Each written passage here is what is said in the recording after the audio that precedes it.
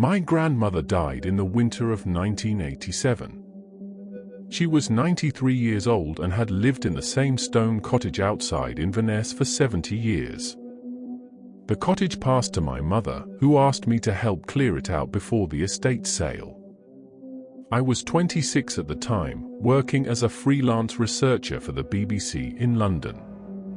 I took a week off and drove north in late February. The cottage was exactly as I remembered it from childhood visits, drafty, cluttered with decades of accumulated belongings, smelling of wood smoke and old books. My name is Daniel Moss.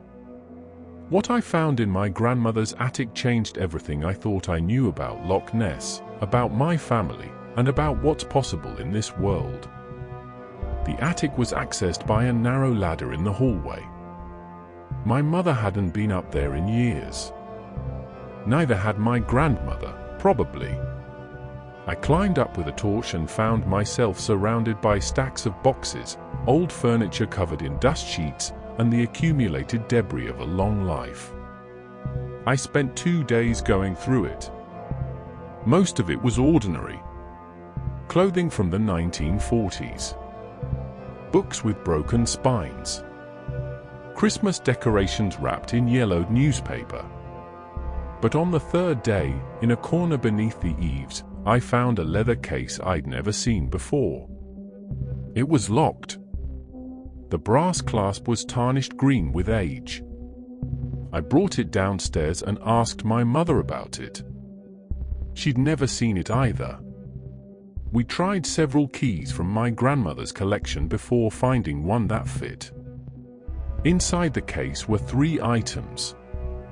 The first was a journal. Cloth-bound, pages yellowed and brittle. The handwriting inside was neat and precise, dated entries beginning in April 1934. The second was a collection of photographs. Black and white, some faded almost to nothing. They showed Loch Ness from various angles, people I didn't recognize standing on rocky shores, equipment I couldn't identify. The third item made my hand shake when I lifted it out. A film canister. 16mm. The label, written in the same neat handwriting as the journal, read Loch Ness. April 19, 1934. Original. Do not destroy. My mother and I looked at each other. This is real, I said. She nodded slowly. Before I go any further, I need you to understand something. What I'm about to share with you, what I discovered in that journal and in the footage contained in that film canister, has never been made public. I've kept it secret for 37 years. But I'm 73 now, and I won't live forever. Someone needs to know the truth. If you're watching this, I need you to do something. Subscribe to this channel. Share this video. Leave a comment. Because this story, this evidence, cannot be allowed to disappear. My grandmother protected it for 53 years. I've protected it for 37 more. But now it needs to be seen. It needs to be heard. The world deserves to know what really happened at Loch Ness in 1934. And what's still there, waiting in the deep water. The journal belonged to my grandmother's brother, a man named William Crawford. I'd heard his name mentioned a few times when I was young, always in passing, always with a certain sadness in my grandmother's voice. He died young, she once told me. A terrible accident. She never elaborated. I'd assumed he died in the war. Many men of that generation did. But as I read through his journal that evening in my grandmother's cottage, with my mother sitting across from me in stunned silence, I realized the truth was far stranger. William Crawford was 28 years old in 1934. He worked as a cinematographer for a small film production company in Edinburgh. According to his journal, He was hired in March of that year by a wealthy American businessman named Theodore Harrington to document an expedition to Loch Ness. Harrington was obsessed with the monster. He'd read about the sightings that had made headlines in 1933, about the famous photograph taken by Hugh Gray in November of that year, and he was convinced he could capture definitive proof of the creature's existence. He assembled a small team. William Crawford to operate the camera, a naturalist named Dr. Edmund Vail from the University of Cambridge, a local guide named Fergus McKinnon, and Harrington himself. They arrived at Loch Ness in early April 1934 and rented a house near Drumnadrochit. The journal entries from the first week are routine. Descriptions of the landscape. Notes about equipment. Complaints about the weather, which was cold and wet even for Scotland in April. But on April 12, 1934, the tone of the journal changes. The entry for that day is longer than the others, more detailed. I'm going to read it to you exactly as William wrote it, with no edits or omissions. April 12, 1934. We went out on the water today for the first time. Fergus took us in his boat, a sturdy vessel that smelled of fish and tar. The loch was calm, the surface like dark glass. Dr. Vail brought his binoculars and scanning equipment. Mr. Harrington stood at the bow, restless, eager. I set up the camera on its tripod near the stern. We motored north for nearly an hour, following the western shore. Fergus pointed out locations where sightings had been reported. A farmer near Invermariston who claimed to have seen something surface near his property. A pair of tourists who photographed a disturbance in the water near Urquhart Castle. Around midday, the engine began to sputter. Fergus cursed and tried to restart it, but it wouldn't catch. We drifted in silence. The water was absolutely still. No wind. No birds. Just an eerie, oppressive quiet that made the hair on the back of my neck stand up. Dr. Vail was scanning the water with his binoculars when he suddenly went rigid. He lowered the binoculars and pointed. "Look," he said. His voice was barely a whisper. At first, I saw nothing. Just the dark surface of the loch, reflecting the grey sky. But then I saw it too. A disturbance. Not a wave. Not a ripple. Something else. The water was moving in a way that didn't make sense, as if something enormous was gliding just beneath the surface. I grabbed the camera. My hands were shaking, but I managed to start filming. The disturbance moved parallel to the boat, maybe 50 yards away. It was slow, deliberate. And then, without warning, something broke the surface. I can't adequately describe what I saw. The photographs and drawings people had published in the newspapers, the descriptions given by witnesses, none of them captured the reality of it. It was massive. Dark. The part that surfaced looked like a long neck or appendage, thick as a tree trunk, rising maybe 10 or 12 feet out of the water. The skin, if you could call it that, was rough, almost scaled. And at the top, a head. Small in proportion to the neck, but unmistakably a head, with eyes that caught the light for just a moment before the whole thing slid back beneath the surface. The entire sighting lasted maybe 20 seconds. But I filmed it. Every second. The camera was running the entire time. When it was gone, when the water had settled back to stillness, none of us spoke. We just stared at the spot where it had been. Mr. Harrington's face was pale. Dr. Vail had dropped his binoculars. Fergus stood at the tiller with his mouth open. "I have the footage," William wrote. "It's real." It's undeniable. But I don't know what to do with it. That was the first sighting. There would be 2 more. The journal entries for the next week show William's growing unease. He watched the footage he'd captured, played it over and over on his editing equipment back at the rented house. He described it as clear, detailed, showing the creature in a way no photograph ever had. Mr. Harrington was ecstatic. He wanted to release the footage immediately, hold a press conference, become famous as the man who'd proven the Loch Ness Monster was real. But Dr. Vale urged caution. He wanted to study the footage, consult with other scientists, verify what they'd captured before going public. Fergus McKinnon, the local guide, said nothing. According to William's journal, Fergus had become quiet and withdrawn after the sighting. He stopped meeting William's eyes. When asked about the creature, he would only shake his head and mutter something in Gaelic that William couldn't understand. On April 17, 1934, they went back out on the water. This time, they headed to the deeper section of the loch near Urquhart Bay. The weather was worse than before. Wind, rain, choppy water. Mr. Harrington insisted they continue.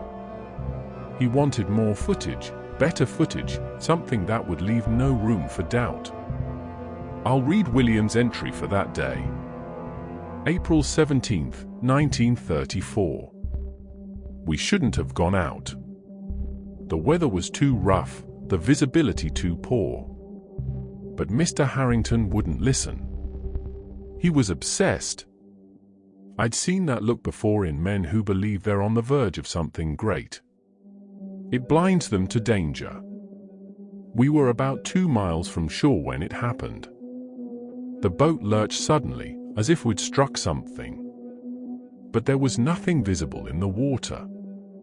Fergus shouted for us to hold on, and then the boat lurched again, harder this time. I nearly dropped the camera. Dr. Vale grabbed the railing and looked over the side. His face went white. It's beneath us, he said. My God, it's beneath us. I looked down. The water was murky, churned up by the wind, but I could see something. A shadow. Enormous.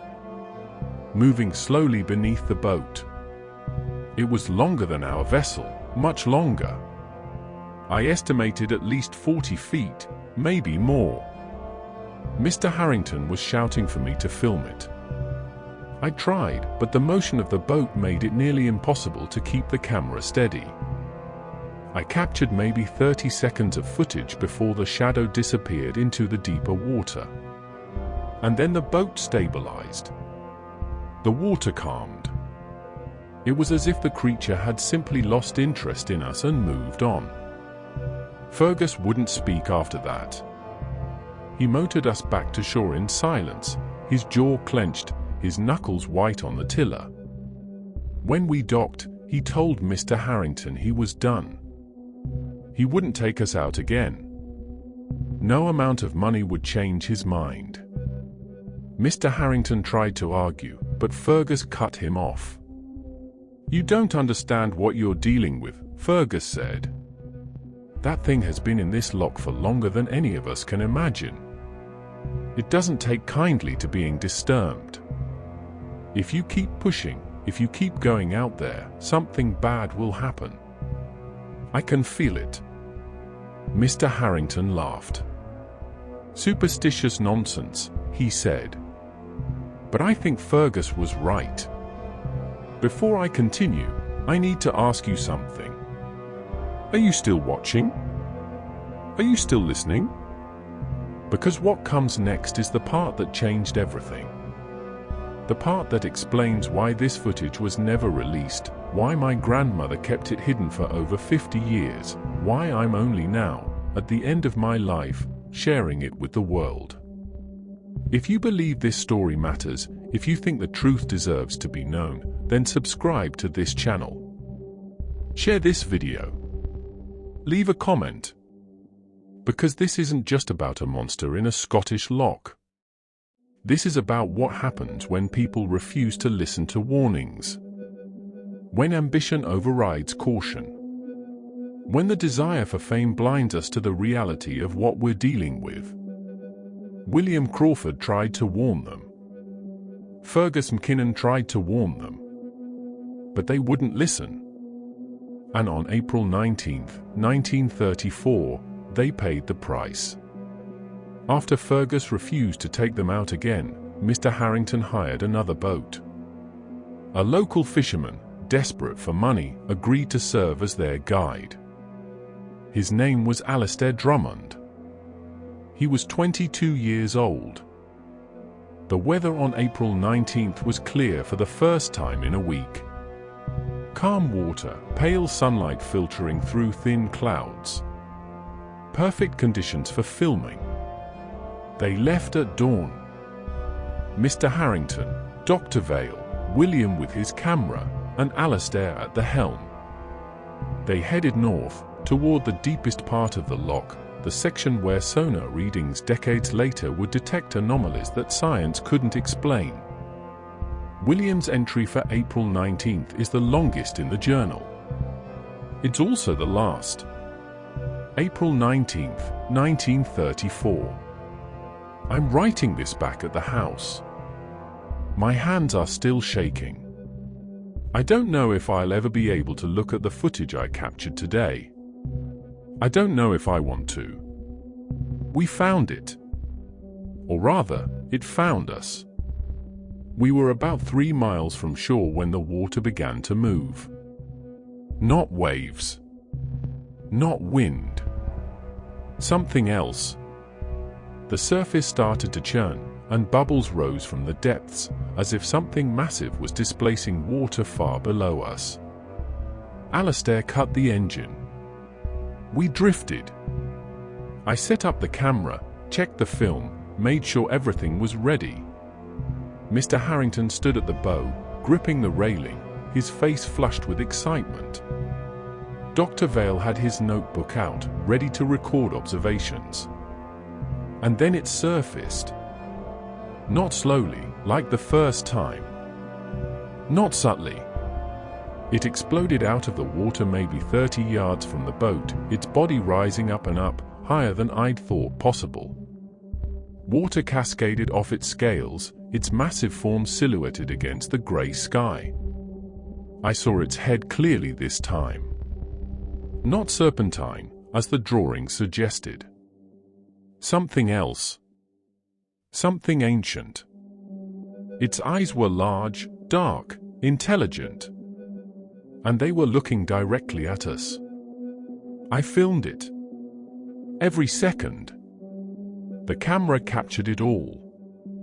The way its body called in the water. The way its flippers, or whatever they were, moved with an almost graceful power. The sheer size of it, dwarfing our boat, making us seem like insects in comparison. It stayed on the surface for maybe 45 seconds. And then, with a movement so fast I barely registered it, it dove. The water erupted. A wave hit the boat, nearly capsizing us. Alastair screamed. Dr. Vale lost his balance and fell. Mr. Harrington grabbed the railing to steady himself. And then the boat lurched. Hard. We were being pulled. Something had grabbed us, or bumped us, or I don't know what. The boat tilted at a dangerous angle. Water poured over the side. I grabbed the camera, held it above my head, tried to keep it dry. Alastair was shouting something in Gaelic, the same words Fergus had muttered. Dr. Vale was yelling for everyone to stay calm. Mr. Harrington just stood there, frozen, staring at the water. The boat stabilized. We weren't sinking. But we were taking on water, the hull damaged somehow. Alastair got the engine started and we limped back to shore. No one spoke. The only sound was the sputtering engine and the water sloshing in the bottom of the boat. When we reached the dock, Alistair tied us off and left without a word. He wouldn't look at any of us. He just walked away, and I never saw him again. Back at the house, I developed the film. Watched it. The footage is even more incredible than I remembered. Clear. Detailed. Undeniable proof that something massive, something unknown to science, lives in Loch Ness. But I'm terrified. Not of the creature itself, but of what will happen when this footage is released. Mr. Harrington wants to hold a press conference next week. He's already contacted newspapers, film distributors, scientific organizations. He's convinced this will make him famous, wealthy, immortal in the history books. But I keep thinking about what Fergus said. That thing has been in this loch for longer than any of us can imagine. It doesn't take kindly to being disturbed. What have we done? That was William's last journal entry. 3 days later, he was dead. The official report said it was a drowning. William Crawford's body was found floating near the shore on April 22, 1934. The coroner ruled it an accidental death. He'd gone out on the water alone, the report said, and somehow fallen in. His lungs were full of water. There were no signs of violence, no indication of foul play. But the journal tells a different story. The page after his final entry is blank. But tucked between that page and the back cover of the journal, I found a newspaper clipping. Yellowed, fragile, dated April 23, 1934. It was an article from the Inverness Courier, reporting on 3 deaths in the span of 24 hours. The first was William Crawford, drowned. The second was Alistair Drummond, the young fisherman who'd taken them out on April 19th. He died in his sleep, the article said. Heart failure. He was 22 years old.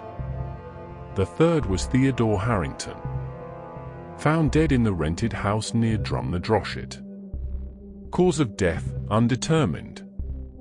The article mentioned that police were investigating, but no foul play was suspected.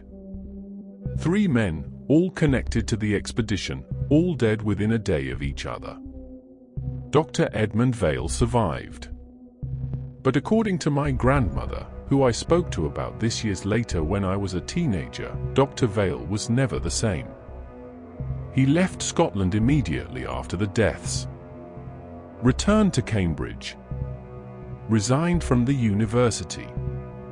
Stopped publishing research. He died in 1956, a recluse, refusing to speak about Loch Ness to anyone. My grandmother told me that William had given her the film canister and the journal the day before he died. He'd shown up at her house in Inverness late at night, frantic, insisting she keep them safe. Don't let anyone see this, he'd said. Not yet. Maybe not ever. Promise me. She promised. And she kept that promise for 53 years. I asked her why. Why hide something so important? Why not release the footage, let the world see what William had captured? Because 3 men died, she said quietly. And I think the creature knew what they were planning. I think it understood. And I think it stopped them. I didn't believe her at the time. I was 17, rational, convinced there was a logical explanation for everything. But now, having read the journal, having studied the footage, having spent 37 years thinking about what happened in April 1934, I'm not so sure. The film canister sat in that leather case for 90 years. Waiting. Protected. Hidden from the world. Until I found it. And now I'm going to show you what's on it. After I found the film canister in my grandmother's attic in 1987, I didn't know what to do with it. I couldn't watch it there. The film was 16mm, and I didn't have access to a projector. My mother warned me to be careful with it. If it's been sealed for 50 years, she said, the film might be deteriorated. It might not even be watchable anymore. I took it back to London. Spent 2 weeks researching film preservation specialists. Finally found a man in Soho who worked with archival materials, old newsreels, historical footage. His name was Peter Lennox. He was in his 60s, had been working with film his entire life. I brought him the canister. Explained that it was from 1934, that it had been stored in a sealed case in an attic for decades. He opened it carefully, examined the film, held it up to the light. It's in remarkable condition, he said. Whoever stored this knew what they were doing. The canister was airtight. The film is stable.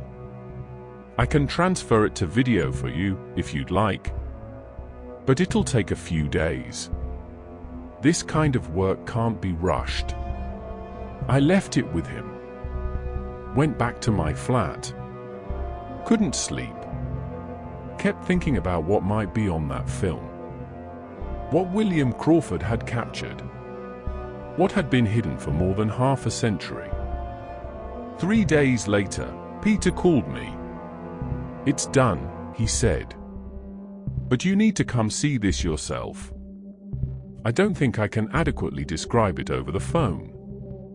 I went to his studio that afternoon. He had the footage loaded onto a video player, the television screen dark, waiting.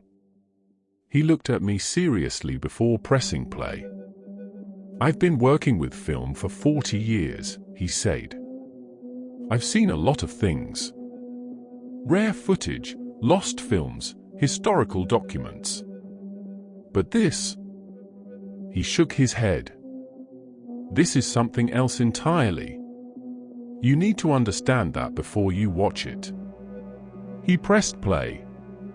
The footage begins with a wide shot of Loch Ness. The water is calm, dark, reflecting the overcast sky. You can see the shoreline in the distance, hills rising beyond it. The camera is mounted on a tripod, stable, professional. The quality is remarkable for 1934. William Crawford knew what he was doing. For the first 30 seconds, nothing happens. Just the water, the sky, the landscape. And then you see it. A disturbance on the surface. Small at first, just ripples spreading outward. But then the ripples become waves, and the waves become something else. The water bulges upward. That's the only way I can describe it. It doesn't splash or spray. It bulges, as if something massive is pushing up from beneath. And then the neck emerges. It rises slowly, deliberately. Water streams off the dark surface. The neck is thick, muscular, covered in what looks like rough skin or scales. It keeps rising. 10 feet. 12 feet. 15 feet. The camera follows it, panning upward, and you can see the head clearly. It's not what I expected. Not serpentine or dragon-like, as so many drawings had depicted. The head is broader, more solid. The eyes are large, positioned on either side of the skull. They catch the light for a moment, reflecting it like an animal's eyes do at night. And there's intelligence in those eyes. You can see it even through the grainy footage. This isn't a mindless beast. This is something that thinks, that understands, that's aware. The creature holds that position for maybe 20 seconds.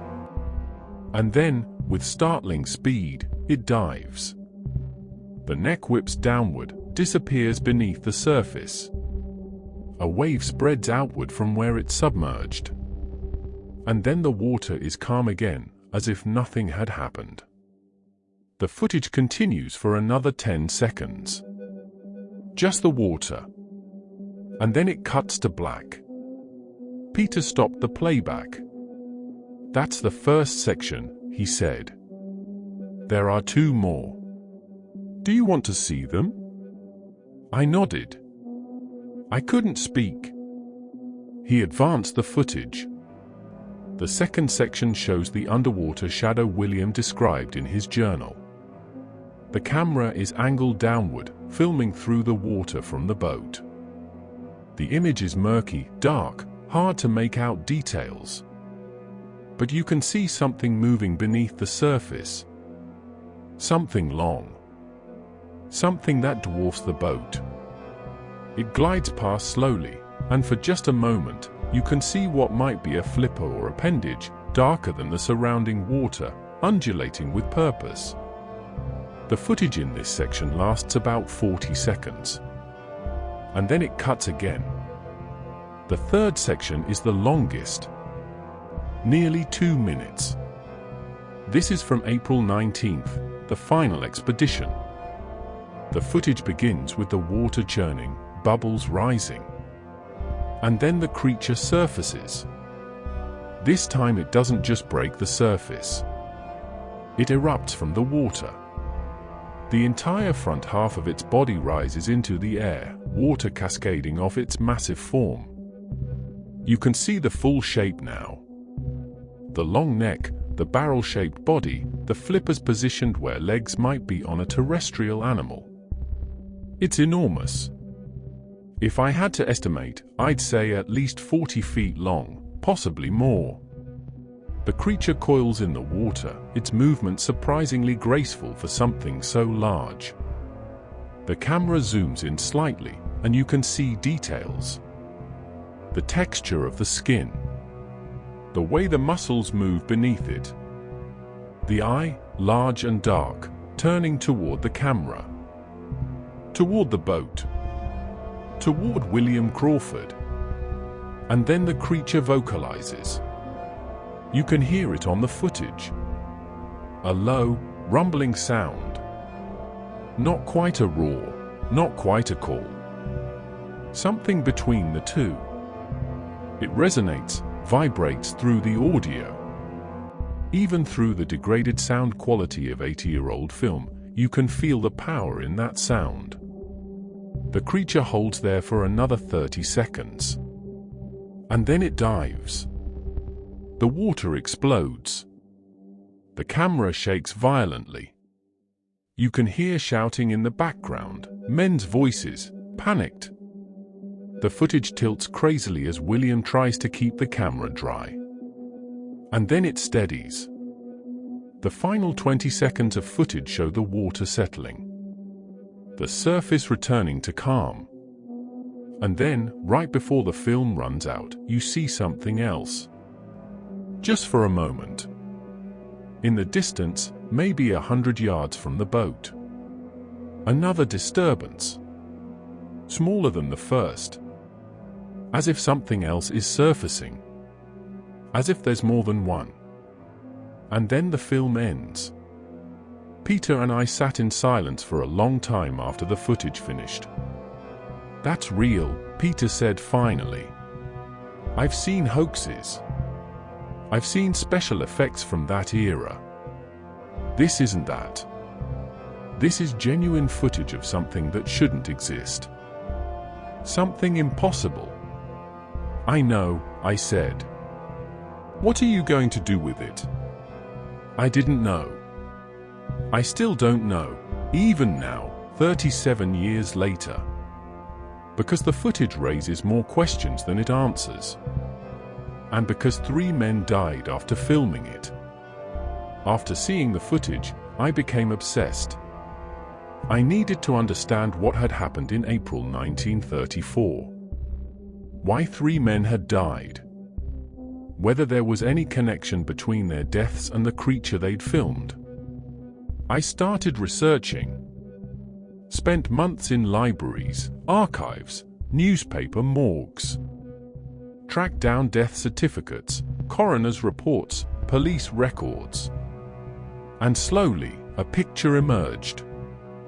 William Crawford's death was ruled accidental drowning. But the coroner's report mentioned something unusual. Bruising on William's torso and legs, consistent with impact trauma. As if he'd been struck by something in the water. The coroner noted it but dismissed it as injury sustained when William fell from a boat or dock. But William didn't fall from a boat or dock. According to witnesses, his body was found floating in open water, far from shore, with no boat nearby. Alastair Drummond's death was even stranger. Heart failure, the official cause. But Alastair was 22 years old, healthy, with no history of heart problems. His family insisted something was wrong, that Alastair had been terrified in the days after the expedition. He told his mother that something had followed them back from the loch. That he'd seen things in the water near his house. That he couldn't sleep because of the dreams. His mother was interviewed by the local newspaper. She said Alastair had become convinced the creature was angry. That they disturbed something that should have been left alone. That it wouldn't forgive them. 3 days after the expedition, Alastair Drummond died in his sleep. No explanation. No medical reason. Just dead. Theodore Harrington's death was the most mysterious. Found in the rented house, slumped in a chair, no obvious cause. The police investigated but found nothing suspicious. No signs of violence. No evidence of poisoning or foul play. The official conclusion was heart attack, though Harrington was only 46 and in good health. But here's what the official reports don't mention. The locals did. I found an elderly woman in Drummadroshit who remembered the incident. Her name was Margaret Campbell. She was 91 years old when I interviewed her in 1988. She'd been a young woman in 1934, living in the village, working at one of the local shops. She remembered Theodore Harrington. Remembered the expedition. And she remembered what people said after the deaths. They angered it, Margaret told me. We all knew. The old families, the ones who'd been here for generations. We knew there was something in the loch. Something that didn't want to be seen, didn't want to be disturbed. Most of the sightings over the years were accidental.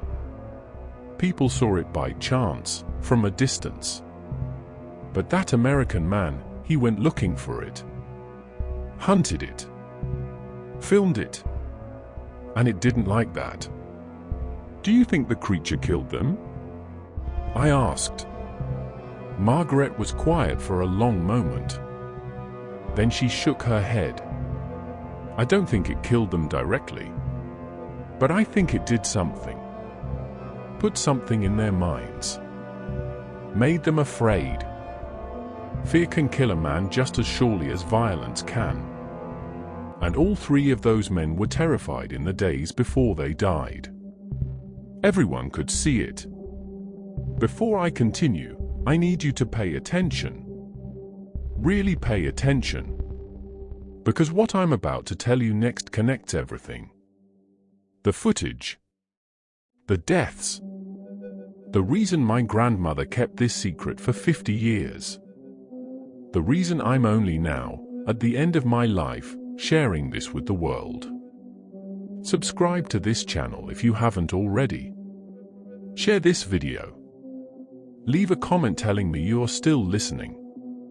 Because the truth about Loch Ness isn't just about a creature in the water.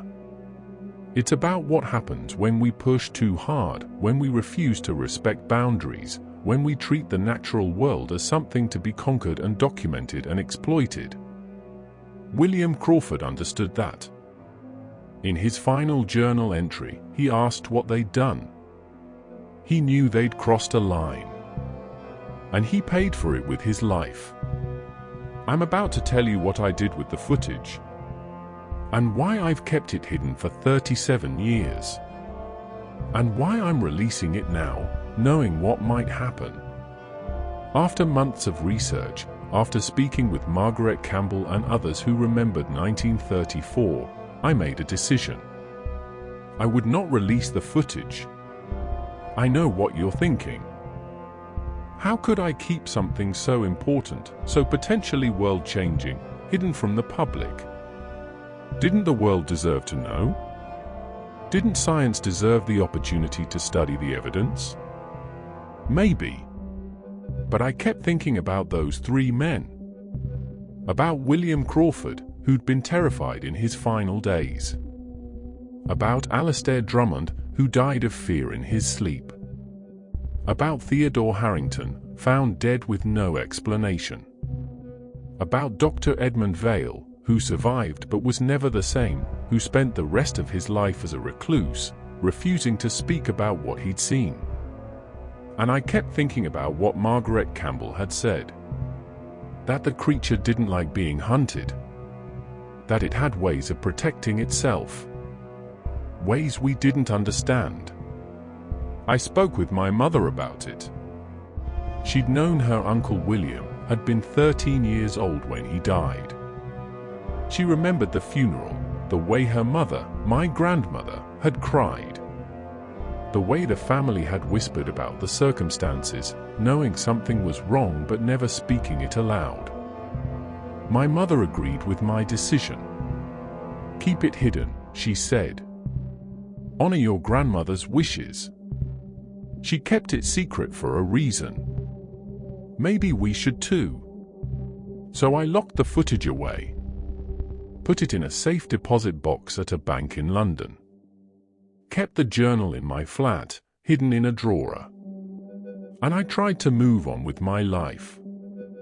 But I couldn't stop thinking about it. Couldn't stop wondering what else was down there in Loch Ness.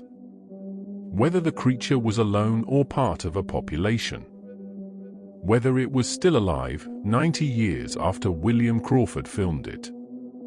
In 1992, I took a week off work and drove to Scotland. Rented a cottage near Fort Augustus. Spent my days walking along the shore, looking out at the dark water, trying to understand. On the third day, I hired a boat. Went out alone, against all advice. It was early morning, the water calm, mist rising off the surface. I motored out to the deeper section, near where William's expedition had filmed the creature. I cut the engine and drifted. Sat there in silence, watching the water, waiting for something, anything, to happen. Nothing did. The water remained still. No disturbances. No shadows beneath the surface. Just silence and the slow lap of waves against the hull. I was about to start the engine and head back when I felt it. A presence. Not physical. Not visible. Just a feeling. A sense that I was being watched. That something was aware of me. I looked around. Saw nothing. But the feeling persisted. Growing stronger. And then I heard it. A low, subsonic sound. Barely audible. More felt than heard. The same sound that was on William's footage. The vocalization of the creature. It was below me. I knew it with absolute certainty. Somewhere in the depths, hidden in the darkness, it was there. And it knew I was there too. I started the engine. Headed back to shore. Didn't look back. That night, in the cottage, I made another decision. I would keep the footage hidden. But not forever. Someday, when the time was right, when I was old enough that the consequences didn't matter, I would release it. Let the world see what William Crawford had captured. Let people make their own decisions about what it meant. That someday is now. Over the years, I've met other people who've seen the creature. Not many. Most people who witness something at Loch Ness keep quiet about it. They're afraid of being mocked, dismissed as attention seekers or liars. But if you know where to look, if you know how to ask the right questions, you can find them. In 1998, I met a man named Robert Doherty in Inverness. He was a fishing guide, had been working on Loch Ness for 30 years. We got talking in a pub one evening, and eventually the conversation turned to the creature. "I've seen it 3 times, Robert told me. First time was in 1971. I was 19, out on the water early in the morning. It surfaced maybe 20 yards from my boat. Stayed up for about 10 seconds, then went back down. I didn't tell anyone. Figured nobody would believe me. Second time was 1983. Similar situation. Early morning, calm water. It was closer this time. Close enough that I could see the texture of its skin. See the way its eyes moved, tracking me. And the third time? Robert was quiet for a moment. Last year, 1997, I was out with a client, an American tourist. We were fishing near Urquhart Bay when the water started moving. The client got excited, thought we were about to see the monster. Started fumbling with his camera. And then it surfaced. Right next to the boat. So close I could have reached out and touched it. The client froze. Didn't take a single photo. Just stared. And the creature, it looked at us. Really looked at us. And I swear to God, I felt something. Like it was inside my head. Like it was telling us something. What was it telling you? Robert met my eyes. Leave me alone. That's what I felt. This isn't your world. This is mine. And if you keep coming here, keep disturbing me, there will be consequences. Did the client say anything afterward? Robert shook his head. He didn't say a word the rest of the day. When we docked, he paid me and left. I never saw him again. But a few months later, I heard he died. Heart attack. He was 43 years old. I've heard similar stories from others over the years. A woman who saw the creature in 1979 and lost her ability to sleep for weeks afterward. A man who photographed it in 1985 and destroyed the photos because he couldn't shake the feeling that keeping them was dangerous. A teenager who witnessed a sighting in 1990 and moved to Australia the following year, swearing she'd never return to Scotland. The pattern is consistent. People who actively seek out the creature, who try to document it, who refuse to respect the boundaries, suffer consequences. But people who see it by chance, who accept the experience and move on, are left alone. It's as if the creature understands intention. Consents when someone means harm, or when they're simply in the wrong place at the wrong time. I don't know if that's true. I don't know if what lives in Loch Ness is capable of that level of awareness. But I believe it. Because I've felt it myself. That sense of being judged, evaluated, allowed to leave. William Crawford and his team didn't just see the creature. They hunted it. Filmed it. Planned to expose it to the world. And they paid for that with their lives. You're still here. Still watching. That means something. It means you understand that this isn't just entertainment. This isn't just another monster story. This is real. This happened. And it's still happening. Hit that subscribe button. Share this video with someone who needs to see it. Leave a comment. Tell me you believe, or tell me you don't. I don't care which. But engage with this story. Because the footage I'm about to release, the evidence William Crawford captured in 1934, it needs to be seen. It needs to be part of the historical record. And whatever happens after that, whatever consequences come from releasing it, I'm prepared to face them. Because I'm 73 years old. I don't have much time left. And I'd rather die having told the truth than live having kept it hidden. I'm releasing the footage today. As you watch this video, the film William Crawford shot in April 1934 is being uploaded to this channel. 3 sections, totaling just over 3 minutes of footage. The clearest, most detailed documentation of the Loch Ness creature ever captured. I've had it digitally restored by professionals. The quality is as good as it can possibly be, given the age of the original film. You'll be able to see everything William saw. The neck rising from the water. The massive body coiling in the depths. The final explosion as the creature dives. And you'll be able to make your own decision about what it means. I know what the skeptics will say. They'll claim it's a hoax, a fabrication, a clever fake created using techniques available in 1934. They'll point to other supposed monster photos and films that turned out to be frauds. They'll demand additional evidence, scientific analysis, peer review. And they're right to be skeptical. The burden of proof is on me. On this footage. On the testimony of people who've seen the creature and survived to tell about it.